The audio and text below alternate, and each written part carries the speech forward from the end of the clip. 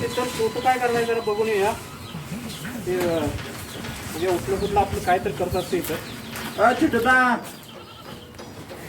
हो दादा या की आता आहे या की हा आलो.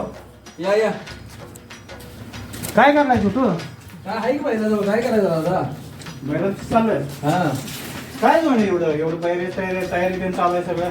अहो चित्रयात्रा आली नाही का त्याची यात्राला होय मग त्यावर मी मध्ये 4 व्हीलर घेऊन जायचं. कशाला जायचं आपलं हे करून. अहो राजा ही ना तुम्हाला कळायचं नाही. 4 व्हीलर बरं मजा असते.